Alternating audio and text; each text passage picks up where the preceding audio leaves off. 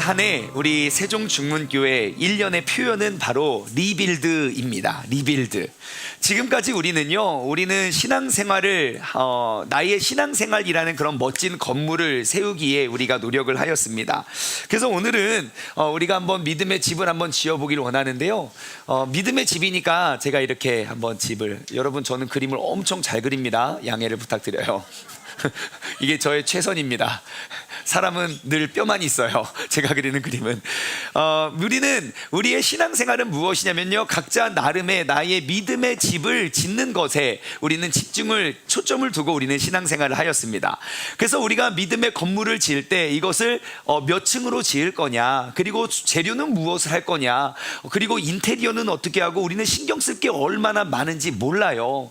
우리가 항상 지금까지 신앙생활 하는 모습을 보면요, 우리는 과연 몇 층짜리의 건물, 내가 신앙생활의 연수가 늘어나면 한 층 더 쌓여지고 한 층 더 쌓여지고 얼마나 커지고 멋있어지는 그러한 것에 우리의 신앙생활에 초점을 두고 관점을 가졌던 것 같아요. 그런데요, 멋진 집을 짓기 위해서는 우리가 어떠한 모양으로 얼마나 큰 집을 얼마나 화려하게 짓느냐 보다 그만큼 더 중요한 게 있는데, 그것이 무엇입니까?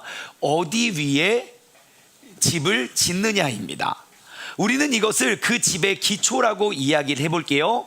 그리고 마태복음 7장에 보면 이러한 비유가 있습니다. 예수님께서 두 집을 소개하고 있는데, 하나는 반석 위에 지은 집과 모래 위에 지은 집. 아니, 어느 바보가 모래 위에 집을 짓습니까? 라고 이야기하겠지만요, 저기 팔레스틴 중동 지역은요, 모래가 우기때를 빼고 모래가 진짜 돌처럼 딱딱하대요. 예, 그러니까 그 위에 집을 짓는 거죠. 하지만 문제는 무엇입니까? 우기 때 비가 들이닥치면 반석 위에 지은 집은 그대로 견고하게 서 있지만, 모래 위에 지은 집은 그 무너짐이 크다고 그랬어요. 우리의 신앙생활도 마찬가지인 것 같아요. 우리가 항상 교회 보면 진짜 열심히 이 건물이 화려하고 멋진 사람들이 있거든요. 그분들 보면요, 항상 기도하는 것 같고, 항상 말씀 듣는 것 같고, 항상 예배 드리는 것 같고, 막 새벽 예배도, 여는 예배도 안 빠지고 믿음이 되게 좋아, 그렇게처럼 보여지지만, 어느 어려움이 탁 우리에게 닥쳤을 때 우리가 한순간 우리의 삶의 모든 것들이 와르르 무너짐을 경험해 보셨습니까? 안 해보셨습니까? 네, 이렇게 분위기를 보니까 그런 거 경험하셨잖아요. 나도 놀래요. 내 믿음이 이것밖에 되지 않았었던가. 남들이 기대했을 때 난 진짜 멋지고 화려한 믿음의 건물인 줄 알았는데, 너무너무 약하고 연약한 것 같다. 그래서 2023년 올 한 해 우리의 관심은 눈에 보여지는 믿음의 건물을 어떻게 지을까가 아니라, 보이지 않는 우리가 이 기초가 무엇이 되어야 한다고 했습니까? 예, 하나님의 말씀의 기초 위에 쌓는 신앙생활. 그래서 여태까지 해왔던 어떠한 습관이나 어떠한 패턴이나 그리고 어떠한 모습이 아니라, 원래 그래, 원래 교회에선 이게 우리에게 교회 전통이에요, 그 교회를 따지는 것이 아니라, 하나님의 말씀 위에 나의 믿음의 건물을 다시금 재건축, 리빌드해 나가는 것이 올해의 표어가 되는 것입니다. 그래서요, 여러분, 우리의 관심은 이번 1년 동안에는요, 어떻게 내가 화려하고 멋지게 믿음의 건물을 지을까가 아니라, 내가 지었던 모든 신앙생활을 말씀에 비추어 정말 우리가 다시 한번 말씀 위에 건강히 세워가는 것이 우리의 목표가 되어야 할 줄 믿습니다. 우리는요, 오늘부터 이제 앞으로 몇 주간 새로운 설교 시리즈로 우리가 함께 말씀을 나눠보기를 원하는데요, 우리가 새로운 설교 시리즈를 들어가기에 앞서 우리가 지난번 설교 시리즈가 우리가 어떠한 내용을 다루었고 어떠한 말씀을 나누었는지 한번 복습하는 시간을 갖도록 하겠습니다. 첫 번째, 우리는 2023년이 들어서 리빌드 교회 생활이라는 주제를 두고 우리는 7주간 리빌드 교회 생활이라는 시리즈의 7번의 설교를 나눴는데요, 1월부터 4월까지 나눴던 설교들이겠지요. 여러분 다 기억을 하고 계실 거라 저는 믿어 의심치 않지만, 믿음이 가득한 목소리예요. 그렇지만 아마 또 이렇게 설명을 들으면 또 처음 듣는 이야기처럼 들어주실 것 같지만, 여러분 아무튼 제가 짧게 요약을 할 거예요. 기억이 나신다 하면 이렇게 미소를 띠고 이렇게 끄덕끄덕 해주시면, 이분이 기억을 하시고 계시는구나. 혹시 기억이 나지 않는다, 그래도 미소를 띄우면서 끄덕끄덕 하시면 우리 제가 은혜를 받을 것 같아요. 자, 아무튼 리빌드 교회 생활이라는 설교 시리즈로 우리는 7주간 말씀을 나눠보았어요. 리빌드 교회 생활 첫 번째 설교의 제목은 멍에였어요. 멍에. 권사님 감사해요. 멍에였어요. 멍에는 뭐냐면 우리가 교회 생활은 예수 그리스도와 함께 멍에를 맨 자가 되어야 된다는 것이에요. 예수 그리스도와 멍에가 뭔지 아시죠? 소가 밭을 갈기 위해서 함께 멍에를 매는 건데 우리의 교회 생활은요, 예수님과 함께 내가 멍에를 짊어지고 천국을 향해 예수님께서 가시는 길을 우리가 함께 나아가는 것이, 그것이 교회 생활인 거예요. 그런데 가만히 교회를 보면요, 각자의 목적지가 다르고 각자의 목표가 다른 것 같아요. 내가 그리스도와 함께 멍에를 지은 사람이라면 우리는 무엇을 할 수 있습니까? 나는 세상과 멍에를 짓지 않았다는 걸 의미하겠죠. 하지만 반대로 내가 주님과 함께 멍에를 짓지 않았다면 나는 세상과 함께 멍에를 짊어지고 세상의 목적을 향해 나아가는 것일 것이에요. 그래서 우리가 다시 한번 우리의 신앙생활을 점검해 보았을 때, 교회 생활을 점검해 보았을 때, 예수님과 함께 멍에를 жил머지고 주님 가시는 길 나도 가고 주님 가지 않는 길 나도 가지 않는 것이 우리가 회복해야 할 교회 생활이라고 나눴습니다. 두 번째, 리빌드 교회 생활 두 번째 시간에는요, 말씀의 제목이 이런 거였어요. 2인 3각. 네, 우리 교회 공동체는요, 우리 모두가 각자 가고 싶은, 우리는 키도 다르고 속도도 다르고 성별도 다르고 직업도 다르고 배경이 다 달라요. 하지만 여러분, 2인 3각 경기 아시죠? 모두 키도 다르고 습도도 다르고 모두가 다르지만 같이 발을 묶어서 같은 목적지를 향해 함께 뛰어가는 것, 그것이 바로 교회 생활이에요. 우리의 목적지는 정말 예수 그리스도를 닮아가고 우리가 저 천국 하늘나라에 이르기까지 우리 모두는 그 하늘나라라는 목적지를 향해 함께 나아가는 것이, 그게 교회 생활인 거예요. 교회에 어떠한 목적을 가지고 나왔던지 간에 이 시간 예수 그리스도 안에서 우리가 한 가족이 되어 우리가 함께 천국을 향해 나아가는 것이 우리가 회복해야 할 그런 교회 생활이라고 말씀을 나눴습니다. 리빌드 교회 생활 세 번째 말씀의 제목은 회개였어요. 우리가 세 번째와 네 번째는 요한계시록에 소개된 7 교회들에 대해서 나누어 보았는데, 세 번째 시간에는요, 7 교회가 가지고 있었던 그런 갈등과 문제들, 보니까 교회가 문제가 많더라고요. 이런 문제 저런 문제 많더라고요. 그런데요, 그 문제는 각기 다르지만 문제를 해결하는 열쇠는 하나였어요. 그것이 무엇이었습니까? 바로 회개였어요. 내가 잘못하고 교회 안에 갈등과 어려움이 있었지만 하나님 앞에 회개함으로, 엎드림으로 그 문제의 갈등이 해결이 시작이 됐더라고요. 그래서 우리가 맨날, 제가 진짜 한 4년 5년 동안 정말 쉬지 않고 끊임없이 외쳤던 게 무엇입니까? 우리가 매일의 삶을, 하나님 말씀을 보고 말씀 속에서 나의 죄를 발견하고 그 죄를 고백하고 새로운 삶의 적용을 해나가는 삶을 살아가자. 그것을 두 글자로 뭐라고 한다고요? 회개가 아니고 큐티라고요. 큐티. 우리가 하는 큐티가 그거라고. 이거 봐요, 지금 늘 대세도들.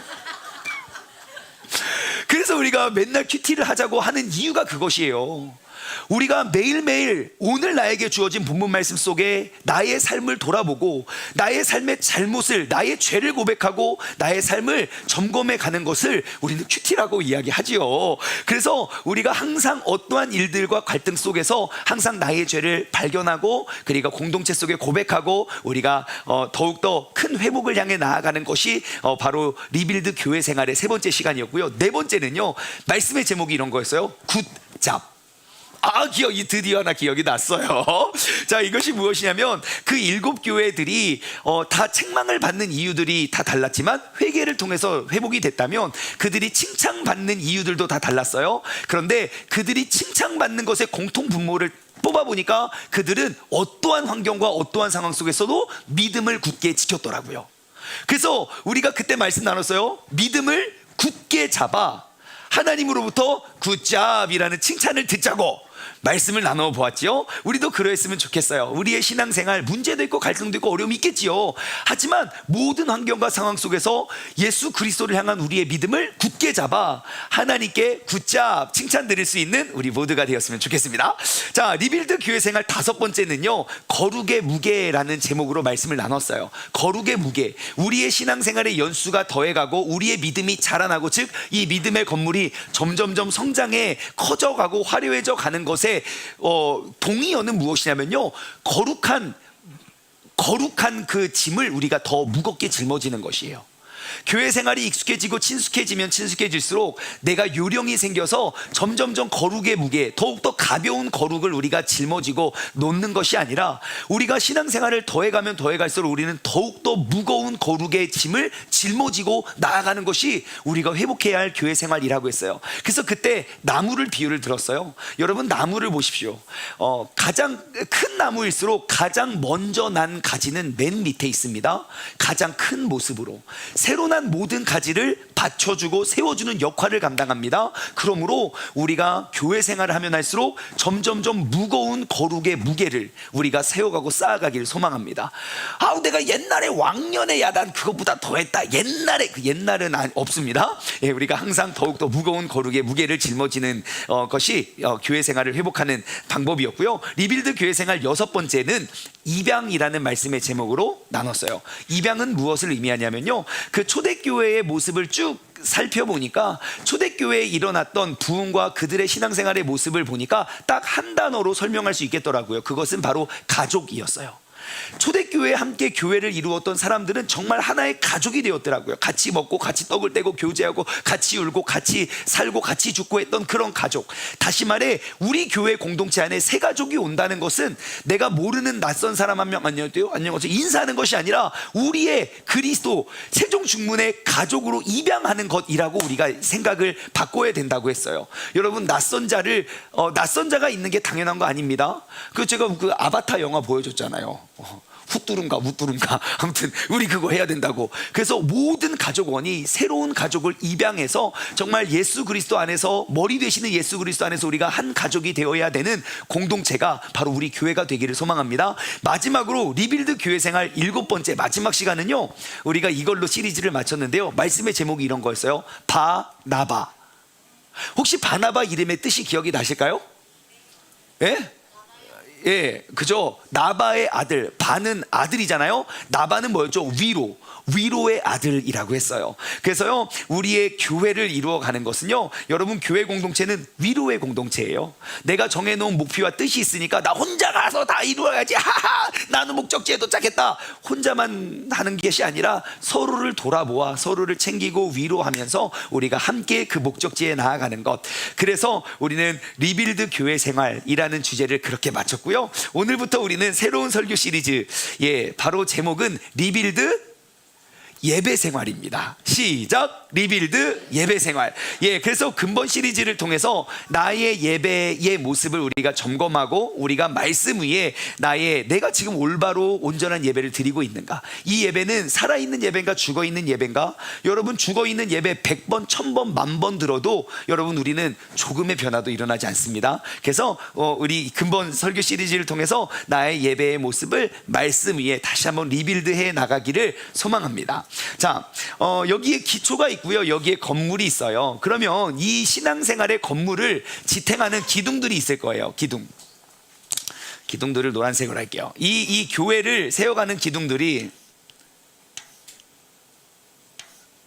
기둥들이 이렇게 있을 거예요. 여러분, 교회를 지탱하는 그 교회의 아주 중심적이고 핵심적인 기둥들은 무엇이 있을까요?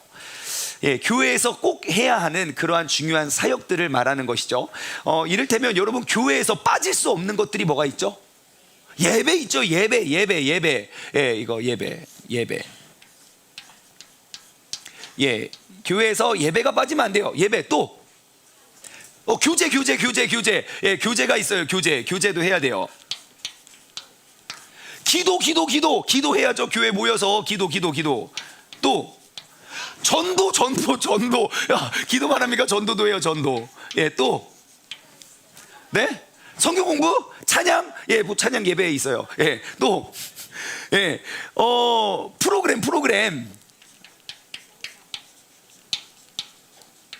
프로그램은 그 행사 그죠?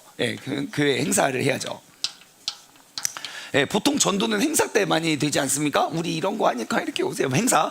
프로그램도 중요하고요. 아까 또 나왔는데 이거 어떤 기둥이야? 이 기둥. 이건 뭐냐면 봉사. 다른 것도 있을 수 있겠죠. 교회를 지탱하는 그런 많은 기둥들이 있는데 대표적으로 전도, 교제, 기도, 봉사, 행사, 그리고 예배 이런 것들을 교회를 지금 세우고 있는 그런 큰 굵직굵직한 기둥들인 것 같아요. 그럼 이걸 한번 보세요. 이러한 기둥들이 교회를 지탱하고 있는 그런 핵심 내용인데, 자, 이 중에 더 중요한 게 있고 덜 중요한 게 있습니까? 아니면 똑같이 다 중요합니까? 자, 한번 여기서 우리 손을 한번 들어보도록 하겠습니다. 자, 1번. 지금 나온 뭐 더 있을 수 있겠지만 그래도 지금 나온 이 6개의 기둥 중에 전도, 교제, 기도, 봉사, 행사, 예배 중에 이것이 이 중에 더 중요한 게 있고 덜 중요한 게 있다. 1번. 아니면 이거 다 똑같이 중요하다. 2번. 자, 더 중요한 게 있고 덜 중요한 게 있다. 1번. 이 다음에 다 들어야 돼요. 내리시고. 아니다, 이거 다 중요하다. 2번. 똑같이 중요하다. 2번. 오, 반절이네. 내리시고. 자, 그럼 한번 우리가 한번 따져봅시다. 자, 한번 우리가 이게 한번 따져봅시다. 자, 여러분 교회에서 전도 안 하면 교회 무너집니까? 네? 질문을 달리 해볼까요? 여러분 모여서 계속 전도하세요? 근데 교회 무너졌습니까? 이렇게 웃고만 계세요? 아닌 것 같아요. 예, 여러분 교회 맞아요. 저는 이게 안 중요한 걸 말하는 게 아니에요. 다 중요하지만 그 중에 더 중요하고 덜 중요한 걸 이야기하는 거예요. 전도, 여러분 우리 수요일마다 노방전도 하는데 여러분 안 나오시잖아요, 교회에서. 근데 교회 아직 안 묻어진 거 봐오니까 아무튼 전도. 자, 그러면 기도요. 기도 모여서 여러분 기도회 안 하면 교회 무너집니까? 안 무너집니까? 예? 기도회 안 하면 교회 무너집니까? 기도회 나오고 계십니까? 예? 안 무너지는 것 같아요. 기도회 없어도 교회는 안 무너져요. 예. 자, 또 봉사 안 하면 교회 무너집니까? 예? 아, 그 교회는 봉사자가 없어서 교회 문 닫았어요 하는 교회 봤어요? 예? 아니요, 한 사람이 한 10봉사 할 수 있어요. 담임 목사님이 일당 100은 할 수 있다고요. 자, 봉사 안 해도 교회는 무너지진 않을 것 같아요. 행사, 프로그램하고 행사, 이건 뭐 성경 공부가 됐든 뭐가 됐든 뭐 좋은 행사들, 뭐 봄소풍이 됐든. 아, 참고로 여러분 우리 어른들 봄소풍 갑니다. 6월 15일 목요일. 여러분 그때 스케줄을 꼭 비워두세요. 예, 이번 봄소풍의 주제는 애들은 가, 그런 거예요. 예, 맨날 애들만 놀러 가고 애들만 봄소풍 가서 우리 애들은 가라고. 예, 우리 옛날에 김형곤 씨가 그거 했죠. 야한 이야기, 야한 농담 많이 하고 애들은 가 그랬어요. 그래서 제가 그렇습니다. 자, 아무튼 프로그램, 여러 가지 프로그램들이 있지만 프로그램 없다고 교회가 무너지진 않는 것 같아요. 자, 그러면 뭐 남았어요? 전도했고 교제. 자, 교제, 여러분 교제. 아, 이거 지워야 되는구나. 여러분 교회에서 교제가 없으면 교회 무너질까요? 안 무너질까요? 교회에서 성도 간의 교제가 전혀 이루어지지 않아요. 100명이 모였는데 전혀 이런 말 해도 되나? 그냥 팍팍팍 하고 가요. 여러분 그럼 그거 교회 정상적인 교회입니까? 무너집니까? 무너질 것 같아요. 그죠? 여러분 교제가 없는 교회는 교회라고 말할 수 없습니다. 교회 아니에요. 예배는요? 예배 제일 중요해. 갑자기 제일 중요해졌어요. 아까는 다 중요하다 그랬는데 갑자기. 여러분 예배가 없는 교회는 교회입니까? 아니죠. 그러면 우리는 알 수 있어요. 더 막 깊이 막 성경적인 근거를 다 찾아보지 않아도 이것만 비교해도 진짜 예배가 다른 거는 없어도 그 교회는 무너지지 않을 것 같아요. 하지만 교회 안에 성도의 교제와 하나님께 올려드리는 예배가 없으면 그거는 더 이상 교회의 기능을 잃어버리게 될 거예요. 여러분 예배가 빠진 행사는 뭔지 아십니까? 사교클럽이에요. 동호회라고요. 아, 교회 가면 같이 우리 밴드, 직장인 밴드 가시면 돼요. 굳이 교회 찬양팀 안 해도 된다고요. 하지만 찬양팀과 직장인 밴드의 차이점은 무엇입니까? 우리는 그 찬양을 통하여 하나님께 예배를 드리기 위한 목적인 거죠. 예배를 세우기 위한 행사, 예배를 세우기 위한 봉사, 예배를 세우기 위한 기도와 전도와 그런 모든 것들이 이루어져야 된다는 것이에요. 여러분 교회를 세우기 위해 정말 중요한, 교회를 지탱하고 있는 두 가지 큰 핵심은요, 바로 예배와 교제라고 할 수 있어요. 성경적인 근거를 대드릴까요? 성경에 기록되어 우리가 반드시 지켜야 할 여러 가지 규례들이 있어요. 유대인들은 그것을 613가지로 정했어요. 그 중에 제일 크고 첫 번째 된 계명이 무엇입니까? 라고 율법사가, 그 율법의 교사가 예수님께 물었다고요. 주님께서 고민하지 않고 대답하십니다. 먼저 너의 마음과 힘과 뜻과 정성을 다해서 주 너의 하나님을 사랑하라. 이것이 크고 첫째 되는 계명이다. 둘째도 이와 같은 것이니 내 이웃을 내 몸과 같이 사랑해라. 하나님과 나와의 교제와 소통을 회복하는 것이 예배라면 그 하나님을 사랑하는 만큼 내가 이웃을 돌아보는 것이 교제겠지요. 그렇기 때문에 예배가 죽어있는 교제는 사교 모임이 될 수 있고요, 교제를 통해 우리가 하나님의 예배를 온전히 세워가야 하는 것이 바로 교회라는 것이에요.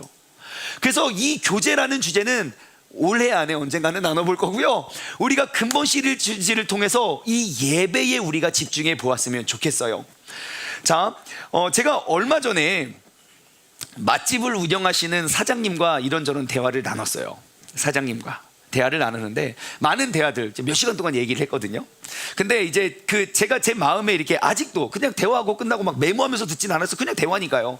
근데 제 마음속에 떠나지 않는 몇 가지의 중요한 그 이야기들이 있었어요. 그 내용들이 뭐였냐면, 첫 번째는 우리 가게를 알려달라고, 우리 가게 홍보해 주세요 여러분, 그 구독과 좋아요는 사랑입니다, 그렇게 우리 가게를 홍보해 주세요라고 부탁한 적 한 번도 없는데, 스스로가 새로운 사람들을 계속 데리고 데리고 와서 자기한테 인사하고 소개시켜 주더래요. 이런 거죠. 사장님 지난번에 너무 맛있게 먹어서 제 친구 데리고 왔어요. 사장님 엄마 여기 진짜 대박 맛집이야, 깜짝 놀랐어. 제가 얼마 전에 어떠한 라디오를 들었는데 동네에 숨겨진 맛집이에요. 수타면을 20몇 년 동안 수타면을 막 이렇게 고수하셨던 분인데 너무 맛있는 거예요. 근데 사람도 없고 너무 불쌍해서 어떤 대학생이 이 가게는 나만 알기 너무 어렵다, 그래서 막 사람들을 꼬드겨서 동아리에 40몇 명을 단체 손님을 받은 거예요. 그래서 면발이 너무 맛있어. 그래서 처음에 40개 한 번에 나올 수 없잖아. 막 먹다가 너무 맛있다, 와 너무 맛있다 하는데 한 20명 다음부터는 면발이 점점 두꺼워지더래요.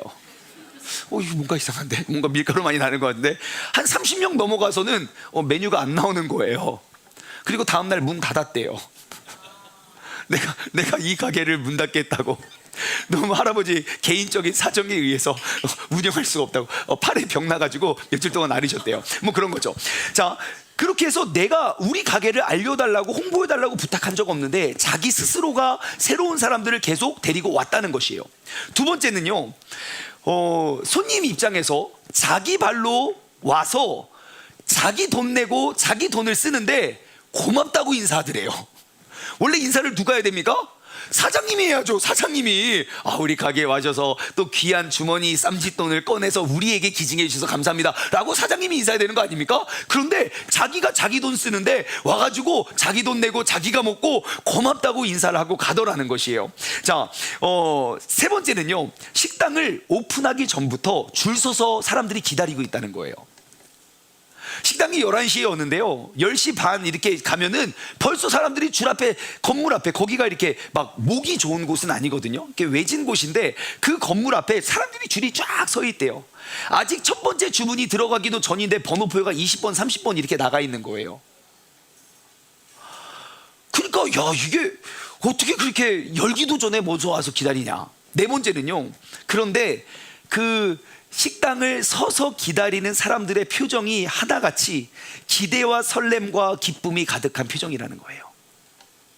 비 오는 날에도 우산 쓰고 짜증도 낼 법도 한데 세상에 식당이 여기 하나냐, 이 메뉴를 파는 데가 여기밖에 없냐, 저기 가자 라고 할 수도 있는데 꼭 여기서 먹어야 된다고 기대하는 마음, 설레는 마음으로 그것을 기쁨으로 기다리게 된다는 것이에요. 저는 그 사장님과 맛집 이야기를 나누는데요, 저는 저희 교회와 우리 교회를 찾는 성도님들의 모습이 이렇게 오버랩 되더라고요. 과연 이 예배를 찾는 사람들의 표정은 어떠하고 그들의 발걸음은 어떠한가? 첫 번째, 스스로 새로운 사람들을 데려오며 교회를 자랑하고 있는가? 두 번째, 이거 봐, 대답 안 나오는 거 봐요. 원래 그러면 아멘 막 그렇습니다. 두 번째, 기쁨과 감사로 이 예배를 방문하고 있는가? 강제로 끌려나 가자 주일인데 야 교회 가야지 빨리 준비하래 막 이렇게 해서 강제로 끌려왔나? 세 번째, 예배가 시작되기 이전부터 미리 와서 내가 기대와 설렘 가득한 예배를 준비하고 있는가? 아니면 그냥 대충 와가지고 아유 아직도 찬양하고 있냐 그러고 있는 건 아닌가? 여러분, 내가 지금 예배를 드리러 왔는데 내가 이 자리에 나온 나의 모습만 보아도 우리 교회가 예배 맛집인지 아닌지 금방 알 수 있습니다. 여러분들께 한번 여쭤볼게요. 솔직하게 대답해 주세요. 여러분, 세종중문교회는 예배 맛집입니까? 이거 봐, 이거 굉장히 사장님이 강조해가지고 맛집이라고 좀 소문 좀 내주라고 그런 분위기가 없지 않아 있지만 자발적인 이야기가 나오는 그날까지 우리는 노력하고 싶어요. 여러분, 저에게는 한 가지 거룩한 욕심이 있어요. 그 욕심은 뭐냐면요, 우리 교회가 사람들에게 알려지기를 그 교회는 프로그램이 진짜 끝내줘, 야 다음 세대 프로그램 너무 좋고 막 어른들 양육 막 이런 거 부족해도 괜찮을 것 같아요. 봉사 이거 갔는데 막 사람들이 막 뭐 이래 저렇게 괜찮을 것 같아요. 그런 욕 감당할 수 있을 것 같아요. 기도 전도. 그런데 야 그 교회 진짜 다른 건 몰라도 예배가 좀 그렇더라, 그거는 못 참을 것 같아요. 다른 거 말고 저에게는 그런 한 가지 욕심이 있어요. 그런데 여러분, 제가 왜 이 이야기를 여러분들과 나누냐면요, 그 예배는 저 한 사람이 준비할 수 있는 것이 아니에요. 우리 모두는 지금 하나의 예배를 함께 드리고 있어요. 우리 모두가 그 예배 맛집 교회를 만들었으면 좋겠어요. 한 번의 예배를 통해서 진짜 살아계신 하나님을 내가 직접 경험하고, 내가 그냥 우연히 그 가게에 들어갔는데 너무 맛있는 것처럼 그냥 우연히 그냥 그곳에서 예배를 한번 딱 드렸는데 마음에 그 울림이, 그 감동이 사라지지 않아서 내가 아는 사람, 이 사람 저 사람, 야 거기 교회 예배 드려봤냐, 거기 교회 예배 드려봤냐, 우리가 정말 만나는 사람마다 예배를 자랑하며 정말 그 예배를 통하여 그 예배 오기 전에는 내 마음이 괴롭고 막 힘들고 아이고 했지만 정말 그 예배 가운데 임하시는 하나님을 경험하면서 우리가 기쁨과 기대와 설렘으로 우리가 예배를 찾으며, 예배가 시작되기 전부터 기쁨으로 기다렸다가 하고 정말 감격적인 예배를 드리는 그 예배 맛집 교회. 여러분, 우리는 반드시 예배 맛집으로 소문나는 그런 교회가 되기를 간절히 소망합니다. 여러분, 식당은요, 시설이 어떻고 장소가 어떻고 가격이 어떻고 해도요, 뭐니 해도 맛이 최고입니다. 맛있으면 어떻게든 찾아옵니다. 아무리 비싸도. 제가 얼마 전에 또 이야기를 들었는데 한 끼에 30만 원짜리 하는 식당이 있대요. 한 끼에, 그냥 한 끼에 30만 원이요. 근데 5분 만에 예약이 끝난대요, 세상에. 그리고 30만 원 주고 한 달치 먹겠네 진짜. 30만 원 주고 한 끼를 먹은 다음에 그거 자랑이라고 또 막 여기저기 자랑한대, 자기 그 예약 따냈다고. 그런데 우리 예배는 얼마나 자랑이 되고 있는가. 아무튼 그렇습니다.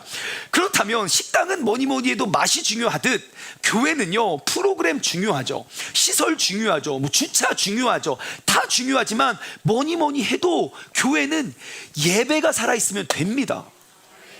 다른 거 다 부족해도 정말 한 번의 예배를 통해서 살아계신 하나님을 내가 직접 경험할 수 있다면, 여러분, 그러면 다른 것들 다 회복이 돼요. 불편한 것들 다 채워져요. 예배만, 정말 말씀에 기록되어 있는 매일의 제사만 온전히 회복되어져도 다른 프로그램 아무것도 없어도 여러분, 우리의 믿음과 신앙을 잘 자라날 수 있게 되는 것이에요. 그래서 우리 모두가 여러분, 그런 아름다운 예배를 세워가고 아름다운 예배를 만들어 가는데 여러분, 우리 모두의 재능을 다 쏟아 부었으면 좋겠어요. 나의 재능을 다른 데 이렇게 흩어는 것이 아니라 정말 예배 한 번에 최고의 예배를 드리기 위해 우리 각자의 부르심이 다 다르거든요. 저는 말씀 담당이에요. 그러니까 말씀을 전하는 거예요.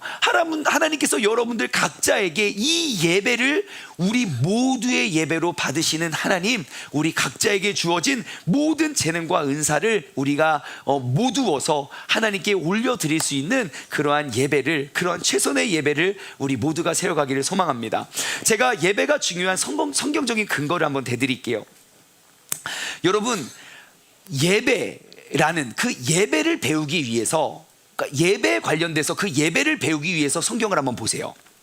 창세기부터 요한계시록까지 예배가 무엇이고 예배를 내가 배우기 위해서 성경을 보잖아요.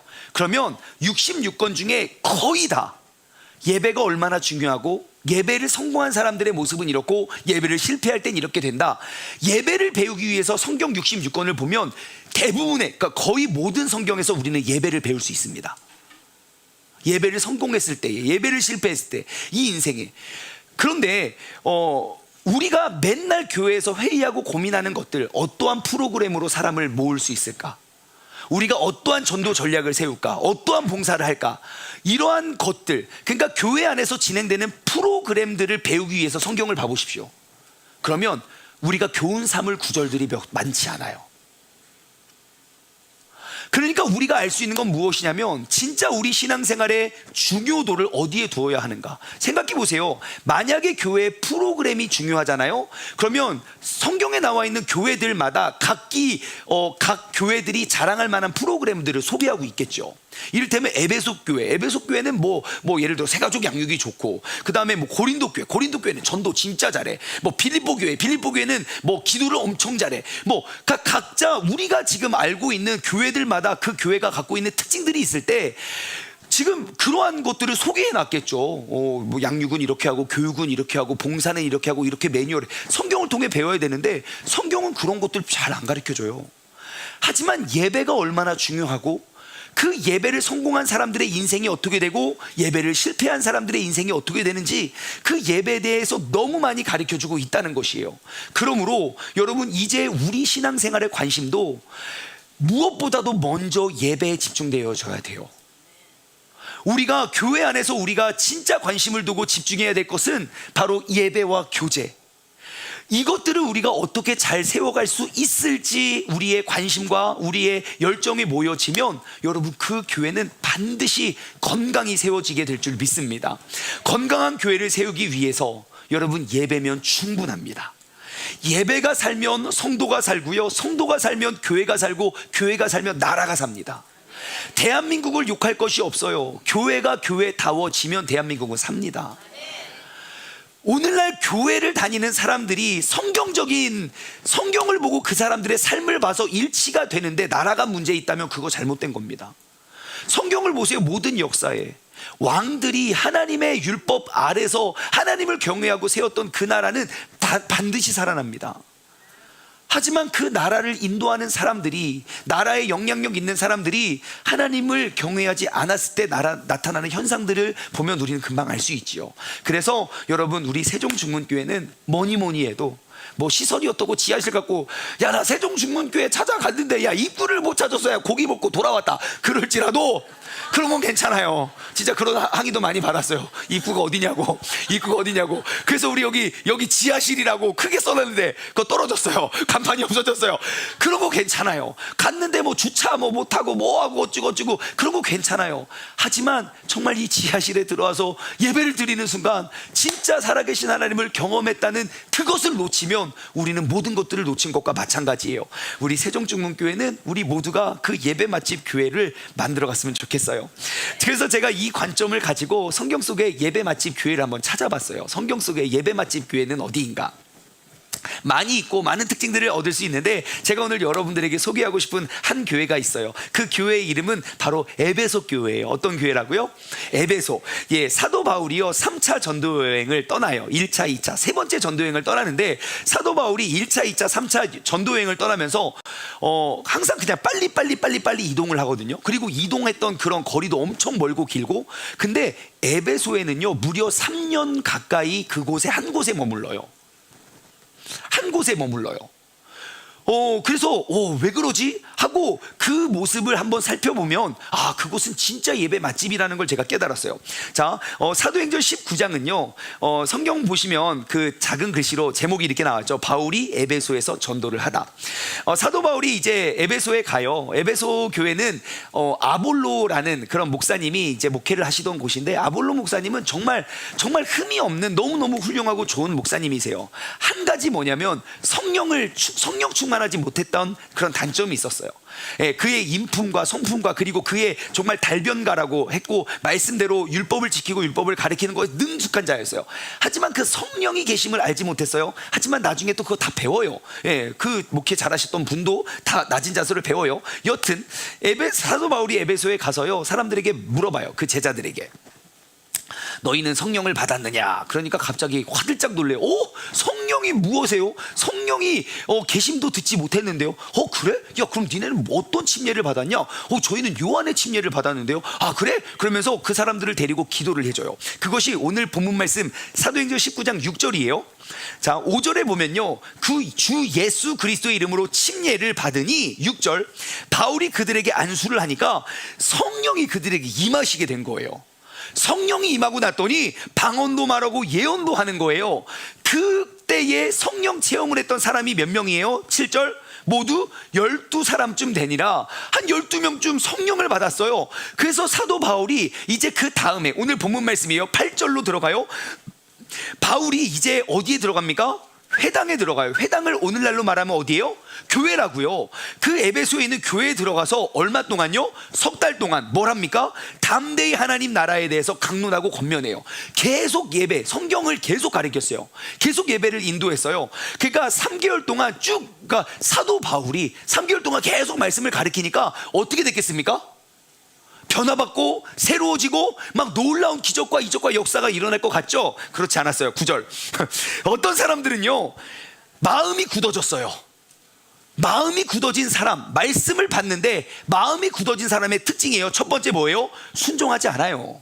그의 가르침에, 하나님의 말씀에 순종을 하지 않고, 두 번째 뭐합니까? 무리 앞에서 이들이 가르치는 도를 비방한다요.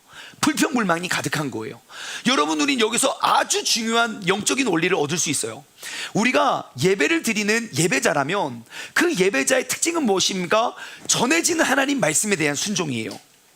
여기에 말씀대로 내가 마음이 굳어진 사람은 말씀에 순종할 수가 없고요, 그 사람의 또 다른 특징은 비방한대요. 불순종과 비방. 하나님의 말씀에 순종하지 않는 사람에게는요 불순종과 비방이 따라와요. 그러면 오늘 이 시간 우리의 신앙을, 우리의 삶을 점검해 봐야죠. 나의 행동과 나의 삶이 하나님의 말씀에 순종하지 못하면 내 입에서 불평불만이 떠나지 않는다는 거예요. 그러므로 나도 모르게 내 입에서 계속 불평불만이 나온다면 우리가 점검해 봐야죠. 나는 하나님의 말씀에 순종하고 있느냐라는 것이에요. 여러분, 오늘 이 시간 다시 한번 나의 말과 행동, 나의 마음을 돌아보았으면 좋겠어요. 나의 입에는 감사가 가득한가 아니면 불평불만이 가득한가?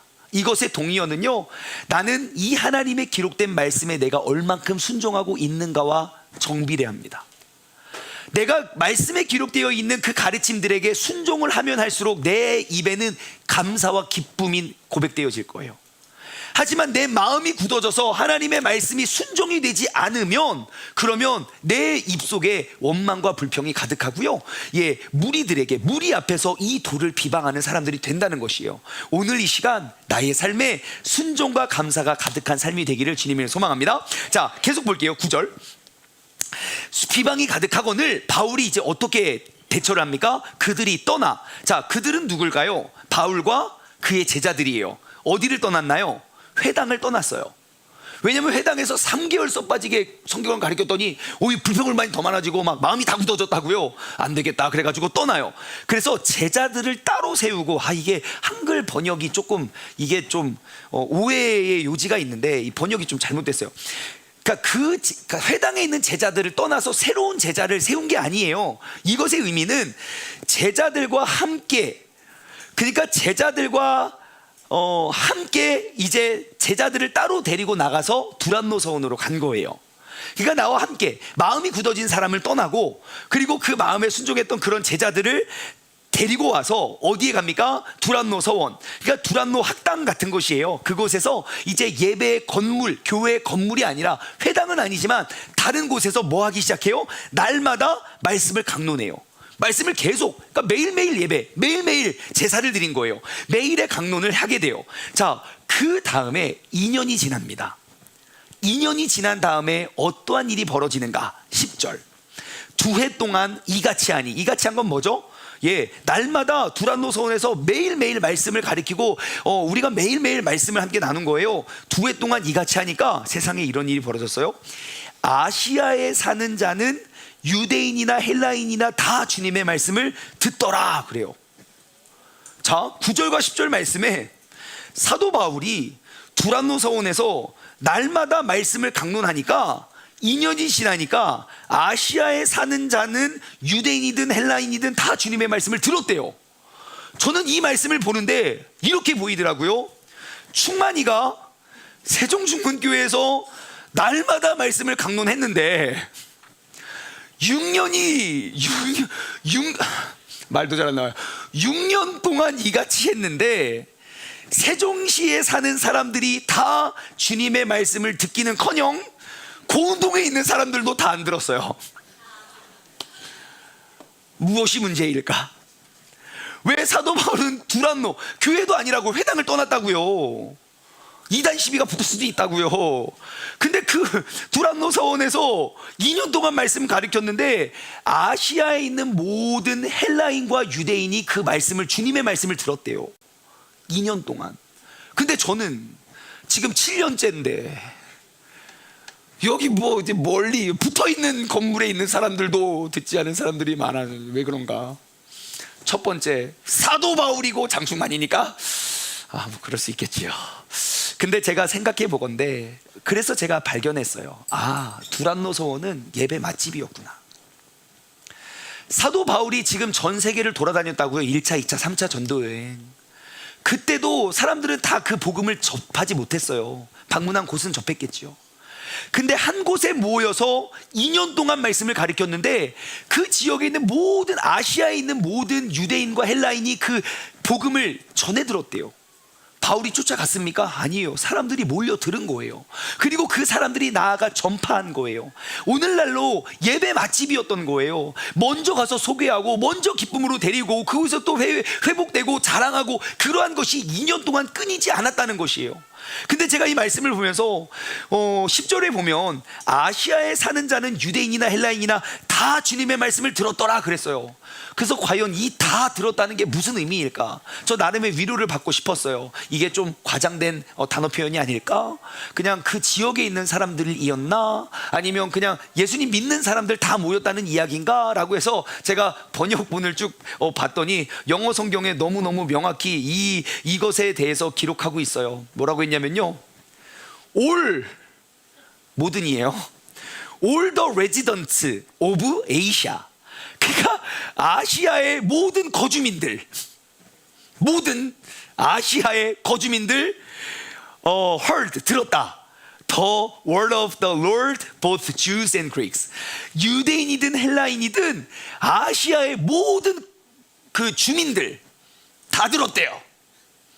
더 절망했어요. 기독교인만 그런 게 아니고.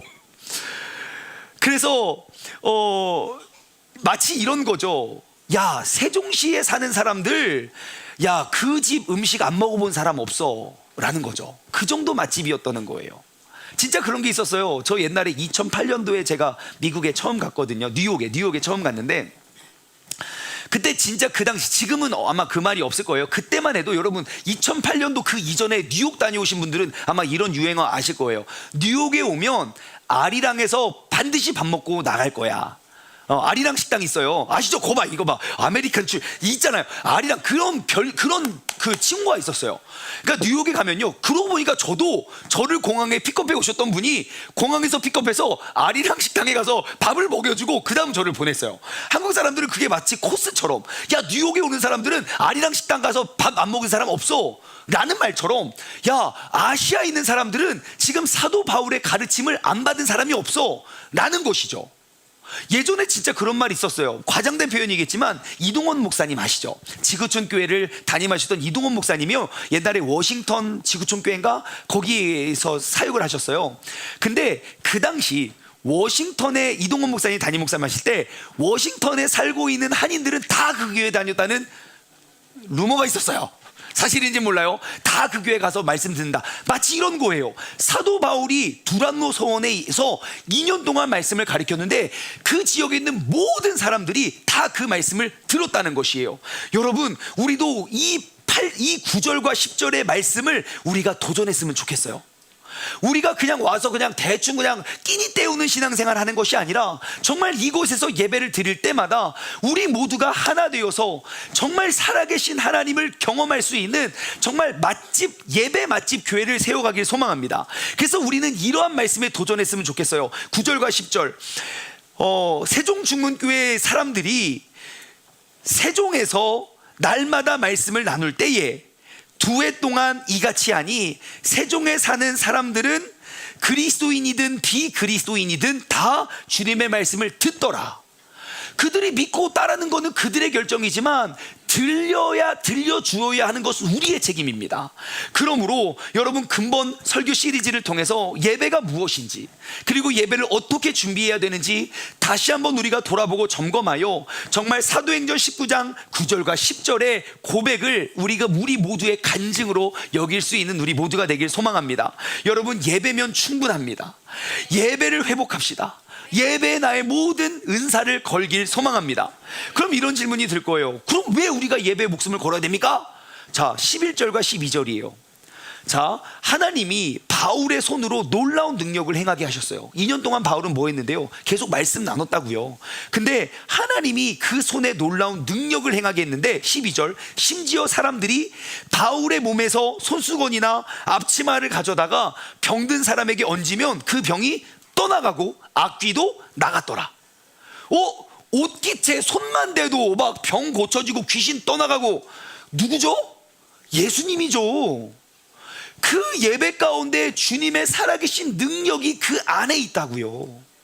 에베소에서 다른 프로그램 가진 거 아니에요. 다른 재정 쓴 것 아니에요. 오직 하나님의 말씀을 나누고 그 예배에 집중했다고요. 그런데 주님께서 이 모든 놀라운 능력을 더하게 하셨다는 거예요. 자, 이제 우리의 관심을 이제 예배에 집중하길 원합니다. 여러분, 예배의 성공은 병을 치유하게 됩니다.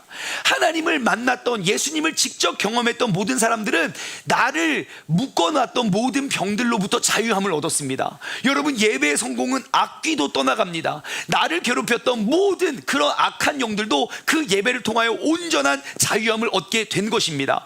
여러분, 예배의 성공은 예수님의 제자로 만들어냅니다. 우리가 말로만 예수님의 제자, 교회를 가서 그리스도인이 아니라 예수님과 같은 삶을 살아갈 수 있는 그런 결단이 바로 예배를 통하여 회복이 됩니다. 예배의 성공은요, 모든 죄로부터 자유함을 얻게 되고, 예배의 성공은 살아계신 하나님과 내가 직접 만나는 경험을 하는 것입니다.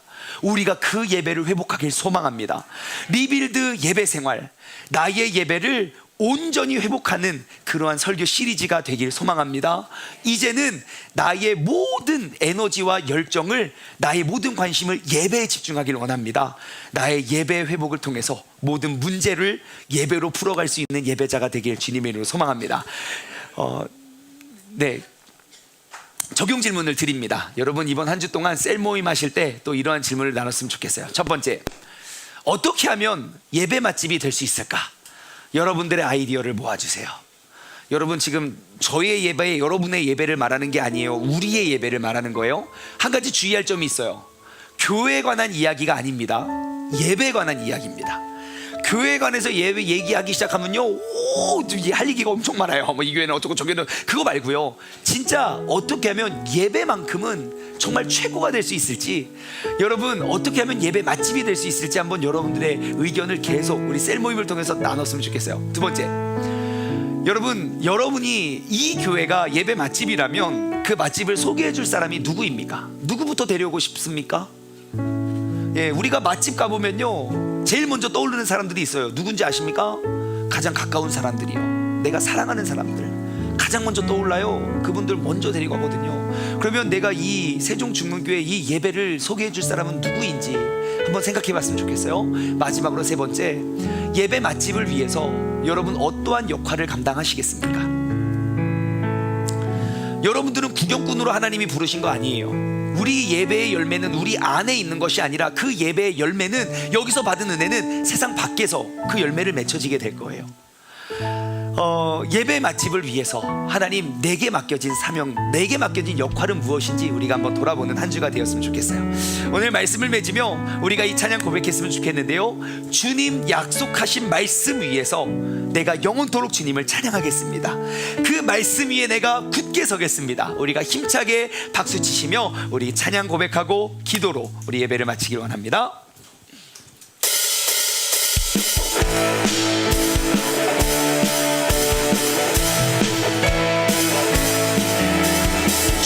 약속하신 말씀 위에서 영원토록 주를 찬송하리라.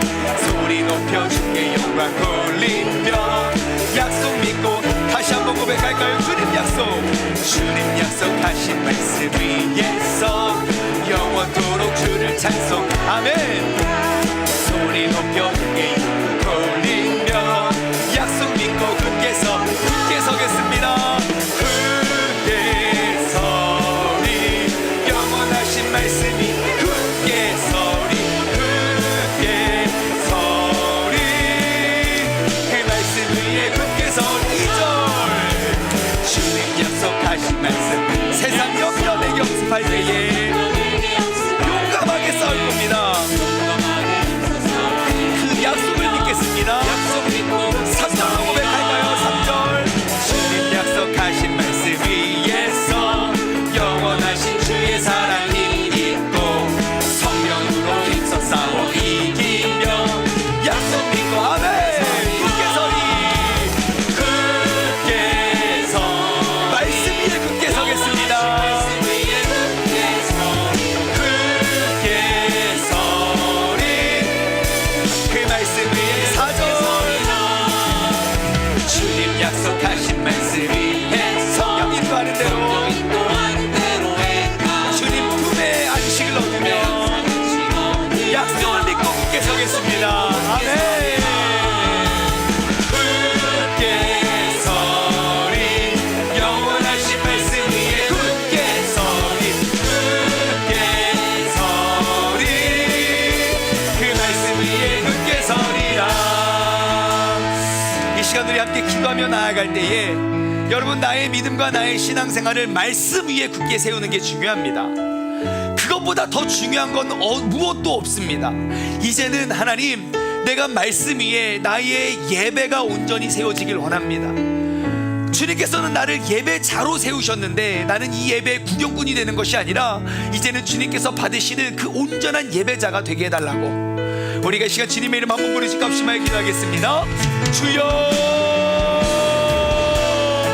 하나님 아버지 감사합니다. 아버지 하나님, 우리가 정말 믿음 안에 바로 서고 온전히 주님을 더욱더 기쁘게 해드리기에 아버지 살아가고 나아갈 수 있는 믿음의 자녀들 되기를 원하오니 아버지 하나님, 주님께서 우리를 붙잡아 주시고 아버지 우리와 함께하여 주시고 아버지 하나님의 크시는 예와 능력으로 말미암아 우리가 나아갈 수 있는 믿음의 자녀들 되게 하여 주시옵소서. 아버지 주님 안에서 우리가 바로 서고 아버지 하나님 온전히 주님의 뜻을 우리가 쫓아 살아가고 나아가기에 우리가 없는 믿음의 자녀들 될 수 있도록 주님께서 역사하시고 인도하여 주시옵소서. 아버지 하나님, 우리가 영원하신 주님의 말씀을 붙잡고 아버지 말씀 위에 우리의 신앙생활들, 말씀 위에 나의 예배를 아버지 다시 회복하고 리빌드하게 소원하오니 아버지 주님께서 우리들과 동행하여 주시고 주님께서 힘드시고 능력을 더하여 주시사 아버지 하나님의 도우심에 아버지의 능력을 아버지를 굳게 붙잡고 나아갈 수 있는 그런 믿음의 자녀들 될 수 있도록 주님께서 역사하여 주시옵소서. 아버지 주님 약속하신 말씀 위에서 우리가 굳건히 살아가길 원하고 주님 약속하신 말씀 위에서 아버지 우리가 온전히 주님의 뜻을 우리가 아버지 하나님 믿으며 아버지 예배 마치 정말 최고의 예배를 올려드릴 수 있는 교회가 될 수 있도록 주님께서 함께하여 주시고 우리 모두가 하나 되어서 온전한 예배, 살아있는 예배, 하나님을 경험하고 하나님을 체험할 수 있는 그러한 예배가 아버지 드려질 수 있도록 주님께서 역사하여 주시옵소서. 우리 세종충문교회에서 우리가 함께 신앙생활하며 정말 이 지역에 있는 모든 사람들이 하나님의 말씀을 접하고 들을 수 있는 그러한 교회가 되길 원합니다. 아버지 하나님, 주님께서 우리와 함께하여 주시고 아버지 하나님의 크신 은혜와 능력이 아버지 우리의 예배를 통하여 드러나고 나타날 수 있도록 주님께서 역사하시고 인도하여 주시옵소서. 주님께서 함께하시는 주님을 믿사오니 주님께서 함께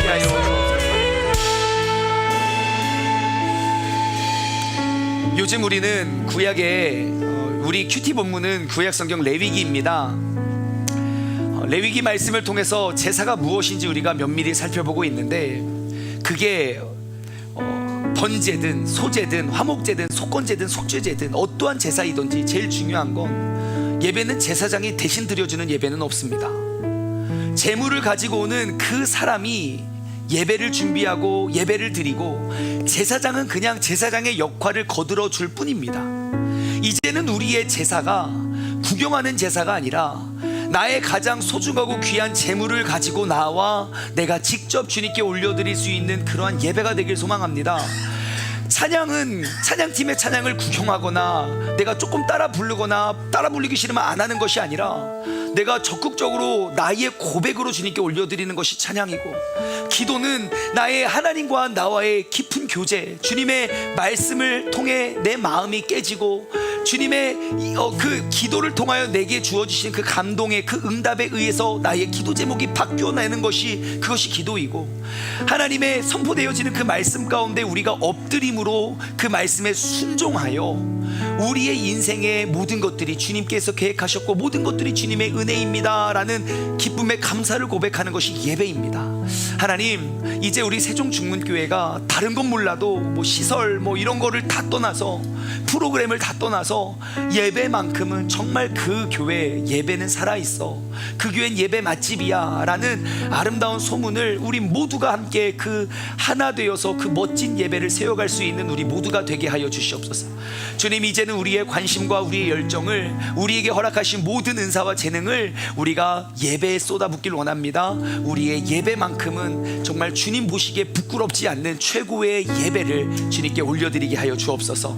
이제는 우리 주 예수 그리스도의 은혜와 아버지 하나님의 무한하신 사랑하심과 성령님의 교통하심이 우리가 세종시에 하나님의 말씀을 전하였을 때 세종시에 그 복음을 듣지 않는 사람이 없다 고백하는 그 말씀의 주인공 되길 소망하는 사랑하는 우리 세종중문 가족들 머리 위에, 그리고 이 시간 영상을 통해 예배드리는 모든 사람들 머리 위에 이제로부터 영원토록 함께 하시길 간절히 축원하옵나이다.